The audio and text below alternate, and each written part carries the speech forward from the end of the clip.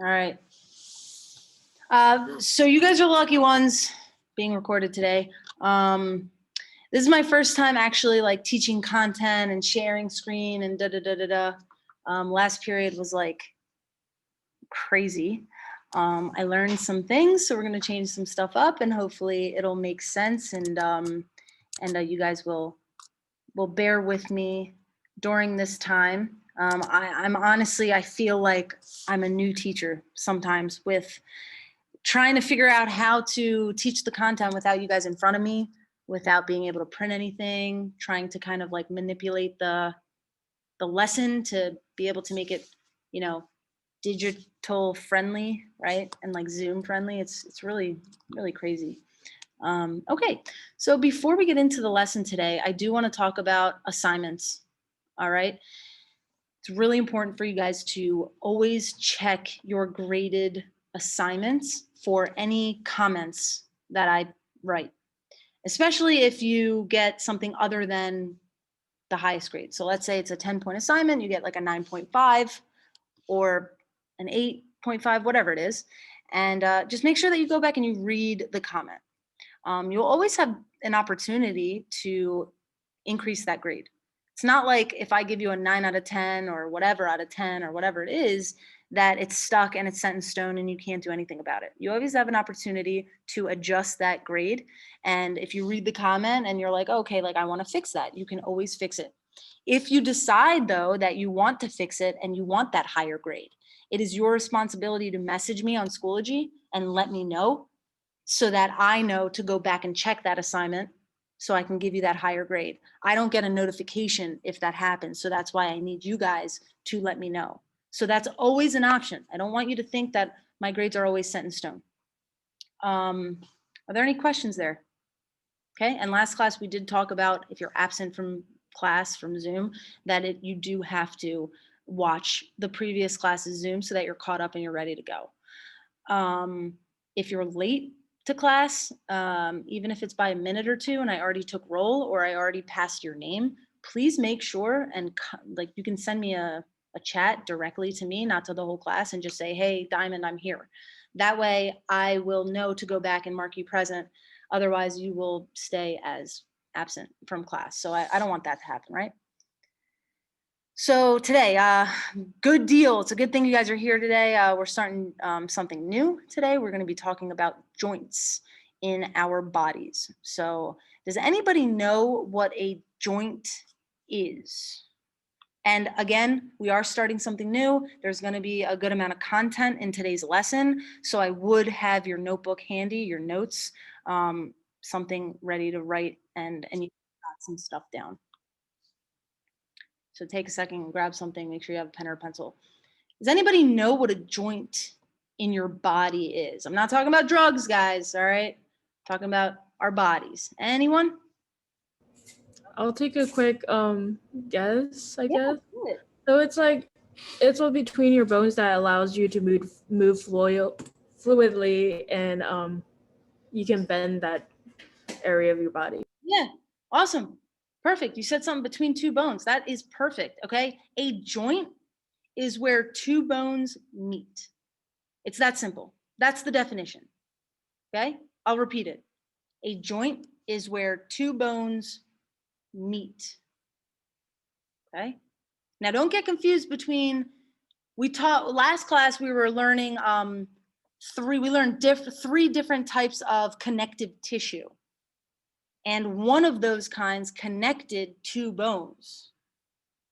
What connective tissue connects two bones? What is the name of the connective tissue that connects bones to other bones? Anyone know? Look back at your notes if you don't. You had an assignment on it. Anyone? Ligaments? Yes. Great. Ligaments. There's three types of connective tissue. We're going to talk about this on Wednesday too, so don't worry if you miss it or you got them confused, okay? A ligament connects two bones together. So if this was a bone, one finger, okay, and if this finger was a bone, the ligament will be attached to this bone and it'll go across and attach to that bone, and it'll attach these bones together. But a joint is the space right here between two bones. It's the actual area between two bones. And the shape of what that area is, there's different shapes. And depending on that shape of what that area is, will signify what kind of a joint that is. I am going to, let me go back here. I am actually going to go into your Schoology right now, and I'm going to publish an assignment. It's called 12-7 assignment joints. Your job for the next 5 minutes, and don't worry, you're not going to finish in 5 minutes. You might not. And if you don't, it's not a big deal because we're going to go over it and you're going to have the chance to kind of fill in those blanks. All right. But for about 5 minutes, I want you guys to read through it and familiarize yourself with joints. It's kind of, and then we're going to review it right after. So open that assignment up now. I am going to give you guys 5 minutes to begin that assignment. I am also going to stop my video so that you're not looking up with me going like this, staring at you, okay? Because that's a little awkward. So I'm not going to stare at you guys. So you're going into the week of 12-7, today's assignment, 12-7 joints, and take about 5 minutes. Okay, hopefully you can all hear me. Can I have somebody say yes, I can hear you? Yes. Okay, Yes. great. Thank you. Yeah. All right, now it works. Perfect. So we're going to take some notes here today. I will say that the information we're going over right now will be part of this little mini project that I was telling you guys about, that you are going to be using your drawn or traced skeleton. Okay. So as you started reading in that little assignment, there are 3 types of joints: immovable, slightly movable, and freely movable. We already talked earlier about how, right, a joint is where 2 bones meet. It's the place between 2 bones. Now, obviously, the word immovable means does not move. Slightly movable moves slightly or a little bit. And then freely movable moves a lot. Okay? Think about your body. And usually if you guys were in front of me, I would do this little weird dance. You guys would laugh at me. We'd have a good old time. Huh, those days pre-COVID, what a great time. Anyway, so what kind of joints do you think about our bodies, we have more of? Immovable, slightly, or freely? Think about your body. Someone take a guess. Freely. Freely, exactly. Perfect. Yeah, I mean, look at your body. I mean, we can move freely for the most part, right? There's some areas of our body that we can't. Because we have more freely movable joints in our bodies, we are going to be focusing on freely movable joints. And for your little mini project, we are going to be focusing on the freely movable joints. But talking about immovable and slightly, number 1 and number 2, someone quickly tell me where you can find an immovable, can't move, joint. Between the sutures of your skull. Between the sutures of your skull or your cranium, right? So think about a newborn baby. A lot of times they say, oh, their head, it's very, very fragile. Be careful, you know. And why do you think? There's actually areas in your cranium that there's multiple bones, but the suture pretty much means where they fused. And that's what the word suture means. All right. So that's the immovable joint of your sutures in your cranium. Slightly movable. What you read, where can you find, what's one area you can find the slightly movable joints? Where your ribs connect to your... Yeah, where your ribs connect where? Sternum. Yes, perfect. So here's where it is important to review bones, right? And know the words a little bit, or a little bit better than you did last week or the week before, because now we are going to start using those terms as if you guys know them. So somebody said ribs, and then they were talking about where the ribs meet the sternum. So you should know that the sternum is your chest bone. If you don't, make sure this is out with you right now, so that, because you should have all 21 bones here. And that way, while we're talking, you can kind of look and see what we're talking about if you get confused. That might really, really help you understand. So your sternum is your chest bone, and the ribs, it's where your ribs meet your chest bone, your sternum. So it's the place between the end of the one rib and the start of the sternum, right there where they meet. Remember, a joint is not a bone. Joints are not bones. They're the place where two bones meet. And I know it might sound funny because you're like, yeah, I know that. But a lot of times, for some reason, kids get confused and they think that joints are bones, especially when we start going into the different kinds of freely movable joints. So let's do that. All right. Ball and socket joint. The ball and socket joint can be found in 4 areas of the body. The first is your shoulder. And if you take your arm right now, and no one can see you if you have your video off, and no one can see you anyway because I have the shared screen, go like this with your shoulder.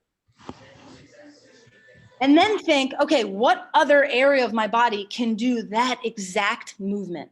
What other area of your body can do the same movement as your shoulders? Someone, what do you think? And it was in the reading. I would say this might be dumb, but like where your knees are, Your knees? maybe. Okay, hold on a second. So here's my shoulder, right? Oh, that. Oh, And then here's my knee. Is that the same movement? no. That's a different movement. If it's a different movement, it's a different joint. Somebody else. Nice try though, and thanks for actually answering. That took some courage. Good for you. Who else? I mean, someone. Hip. Your hip? Yeah, your hips. There you go. So I'm going to be crazy again because you guys are going to look at me and be like, I have this crazy teacher who dances. You're probably Snapchatting me and I'll never know. Okay. So my shoulder, right? And my hip, it does the same movement. So if it does the same movement, then you know it's the same joint. That's something pretty important to write down. If it's the same movement, it's the same joint. So your ball and socket joint can be found in your shoulders and your hips. The pivot. Those of you who are into sports, if you're into basketball, you have a pivot foot.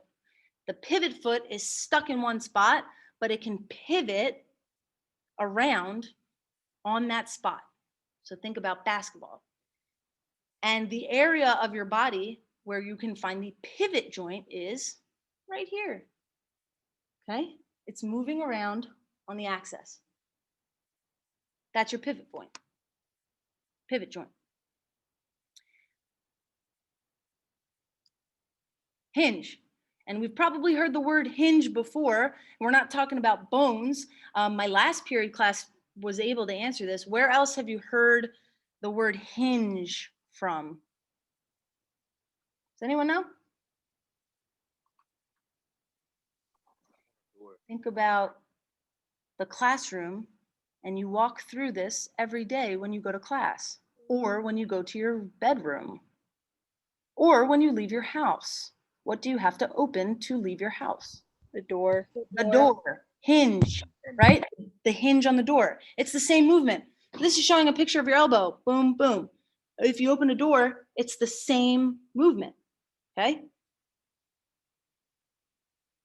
Someone else tell me, where else on your body does this? Same movement. Oh, okay. Now I can say the knee. There you go. Yes, the knee. It's the same thing. Good. I'm glad you were able to redeem yourself there. Good. So your knee, your knees, and your elbows, you can find the hinge joint. And again, remember, it's between the bones. So if you see my my mouse here, it's right here. The gliding joint. Gliding joints can be difficult for kids or for people in general to kind of understand, because for the hinge joint, you can like literally see it, right? And for the neck, you can literally see it. This is talking about the movement of the small bones in your wrist. So this is your wrist right here. This is your forearm bones, the radius and the ulna. Okay, this is your wrist. And then here starts your hand bones. So these are all of the bones in the wrist. And if we remember the name of the bones of the wrist, the name of the bones of the wrist are called the what? The bones of the wrist. Carpals. Carpals. Good. So they actually kind of slide over each other.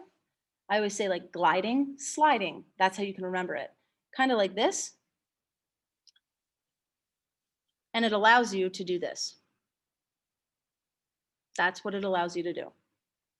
So between each one of those bones is the shape of the gliding joint, which allows you to do this. What other area in your body can you think of that does the same movement? I'll give you a hint, lower body. The foot. Close, very close. Ankle. Ankle. Ankle, yes, good First. job. And I know that's probably what you meant too when you said foot, but yeah, the ankle. If you move your wrist right now and you move your ankle at the same time, it's the same movement. And I'm gonna be annoying and say the same thing. If it's the same movement, it's the same joint, okay? And again, I told you guys last class, better notes you take, the better this class is gonna be for you. And the more and easier you'll understand things because you'll have something to look back to. And we all know, some of us, a lot of us don't go back and watch the videos. And so if you're taking good notes, you'll be golden. And I'll tell you right now, this next one, the condyloid joint, I would put a star next to that because for some reason, this joint is so difficult for people to understand where it is. And maybe it's because that area of your hand, there's a lot of movement. And so people get confused over where that is. Also, people don't ever really say it correctly. It's pronounced condyloid, okay? Condyloid. So again, the picture, carpals, these are the bones of your wrist. And then you have your hand bone, and then another hand bone, and another hand bone, and another hand bone known as the metacarpals. And these are the start of your finger bones. So I'm going to show you my hand. Hand bone, hand bone, hand bone, hand bone, start of my finger bones. So it's between, it's where your hand bones end and where your finger bones begin. Here, here, here, here. Well, we know those as knuckles, right? The big knuckles. So if you remember, it's where the condyloid is the big knuckles. If that helps you, write that down, okay? It's this. That movement right here is the condyloid joint. This movement right here, where my hand bone ends and my finger begins. If I was talking technical terms, I would say where my metatarsal bones end and where my phalanges, finger bones, begin. There's also another area where the condyloid joint is. Who wants to take a shot at that? Who wants to be brave and take a shot at where else can you find the condyloid joint? Oh, and the ones in your toes. So I know that you know it, but you have to be able to explain it correctly. I know that you know it though. So you're saying in your toes, that's kind of telling me that you mean the bones of your toes. And that's not right. Who can help her out? Metatarsal. Phalanges. So you guys are telling me bone names. Remember, a joint is not a bone. It's the place between two bones. So you need to tell me it's between this bone and this bone. So I know that you guys know it because you're telling me the area of the foot area and the toes, but say it right. Who wants to take a shot? Oh, the metatarsal and phalanges. Perfect. It's between your metatarsal bones, which is your foot bones, and your phalanges, which are your toe bones. So it's the same thing. If this was my foot, right? It'd be where your foot bone ends and where your toes start, right here. But we don't have knuckles on our feet, right? But it would kind of be like that. Does that kind of make sense, guys? Yes. So I don't want you to get confused because I'm going to show you something now. And this is why people get condyloid confused, because remember I told you there's so many movements in the hand and foot. Sometimes people tell me this right here is the condyloid, or this is the condyloid. I'm not talking about the area between the phalange bones, right? This is a phalange bone, this is a phalange bone, this is a phalange bone. I'm not talking about this or this. I'm talking about this. We actually didn't talk about these joints, but if you had to guess, what joint would you say this is based on what we learned? It's the same movement. What joint would you say? Hinge. Hinge. Right on. Perfect. Okay. So don't worry about between the finger bones. And last one, this is what makes us separate and apart from other species, other animals. This and our brains is what sets us apart and makes us higher up. Okay. The saddle joint, we have opposable thumbs. The saddle joint is located at your thumb right here. That movement is a saddle joint. It's what allows us to hold things.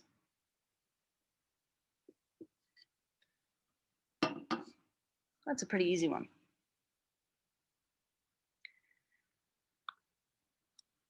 So now I have a chat. Sorry, didn't read it.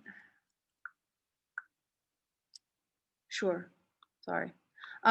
So what are we doing with all this? So you already drew this, right? And what you're going to do is you are going to label the joints, but I don't want to see an arrow and the name of the joint everywhere. You are going to color code this. Now, because we're virtual and it's super hard to kind of explain, what I'm going to do is I'm going to share my screen with this guy. Can you guys see this? Yeah. Yes. Right? You guys know this guy. We've hung out with this guy a few times now. Or girl, I don't know. So you are going to actually use this. And you're going to have 6 different colors on here when you're done. Now, please note, this is not going to be homework when this class ends. You will have time on Wednesday to finish this. So I don't want you to think, because we only have like 10 minutes left. So I don't want you guys to think that, oh my God, I have to do this by Wednesday. It's going to be due. No. I always give you guys class time for assignments and projects. I've already said that to you guys. You have way more other things to worry about at home for me to give you homework. So I'm not giving you homework, okay? But I want to show you this. All right, so this is blue already. So we're just going to stick with blue. Let's say, start with hinge. So I put the word hinge up there. I changed the color to blue. And if we were in school, I would actually have this on my screen and I would show it to you up there and I would have markers and I would show it, or I would draw it with my amazing drawing skills. You guys know how amazing I am as in art and stuff. I would create a line, not that big. Now, the hinge we just learned is where? Hinge. Think about it. Where's the hinge? Your elbow. Elbow and Knee. knee. Good. So you have 2 elbows and you have 2 knees. So how many blue lines should I see? 4. 4. And you would literally just take a marker or a colored pencil, okay? And just put it right here. And right here. And right here. And right here. Now, in the past, people have asked, I'm going to show you in a second. People have said, oh, but if I put a line straight through, that means I'm putting a line straight through the patella, and you might mark that as wrong. I'm not really going to like nitpick, okay? If you do it like this, that's cool. If you want to be technical and take your pen or your marker and like go like that, that's cool too. Okay, but I'm not going to take points off or anything if you put your line over the patella. I understand what you're trying to say, and I'm not going to be that teacher, right? Does everyone understand that? Okay, I'm going to show you one more example, and I don't want to give you too many answers here. And we're going to have Wednesday's time to go over it. The reason why I don't want you to do this on your own is that, you know, you guys took your time with this, you drew it, you have all the bones written down. And let's say you have a marker and you're doing it on your own and you put the line or the squiggly thing in the wrong spot. Then you kind of messed up. You can't really erase it. Then you're going to have to redo the whole thing and redraw it. And then that's annoying. And some people kind of give up and they say, I don't want to do it. And then they don't do it. And I don't want that. So wait for me. Feel free to wait for me. If you're confident in that, that's where it is, then feel free to do it. And, you know, we can talk again Wednesday, but this is an in-class mini project. I want to talk real quick about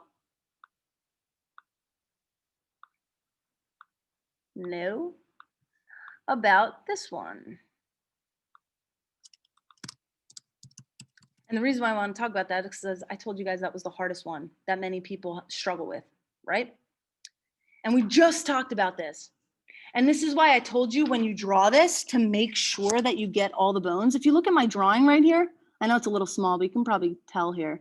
I made sure to trace it almost exact so that I can see the difference of where the bones end and where the other bones begin. And some people, not just this class, but some people did stuff like this. And I'm not kidding. Some people did. And you can't even see bones there. That's just like a cartoon hand. And if you're doing this project using that drawing, you might have some difficulty figuring it out. And not only that, I might have difficulty figuring out where you're putting it. So if that's you, if your drawing isn't as great and you might need to redo it, feel free to do that. So right here is the metacarpal. Right here is another metacarpal. Right here is another metacarpal and another metacarpal. And then these three bones, 1, 2, 3, those are your fingers. 1, 2, 3, another finger, 1, 2, 3, another finger, 1, 2, 3. So it would be between where the metacarpal ends, right? And where your finger bones, your phalanges begin. Same thing on this side, where your hand bones end, metacarpals, and where your finger bones begin, phalanges. Does this make sense to all of you? Does anybody have any questions? When it comes to the gliding joint, which is your wrist, it would be a little ridiculous of me to tell you to make sure that you like zoom in and put a line in every single area because there's multiple bones there.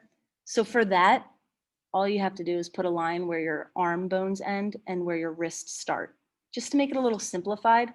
So again, where your forearm bones end and where your wrist begins. I'm not going to make you go through every single bone and do that. Same thing with your ankles. But again, we are going to have the opportunity on Wednesday when we meet to complete this in class, answer questions, and have a little bit of review from your skeletal system assignment that you guys had last class. Before I end today, are there any questions at all? I have a question. Yes. So do we do like the same project on the one that we drew, or are you gonna provide us like another slide and then we do it? So the point of drawing this and writing all your bones was for this project. You are going to use this for the project. Oh, Now, okay. any of you guys have problems coming up with 6 different colors? Because obviously we're color coding this. If any of you guys have issues with that, please reach out to me, message me on Schoology, and we will figure something out together. If you do not message me and let me know that, and you don't have to do it in front of the class, okay? But if you don't let me know, I'm not going to know, and I'm going to expect this to be started today and completed next class and finish it during class next class.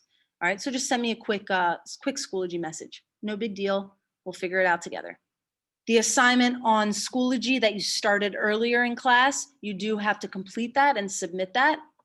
I paused that. I gave you only 5 minutes to complete so that we can go over it all together. So based on what you learned, your notes, and the reading, you can complete that as well and then submit that.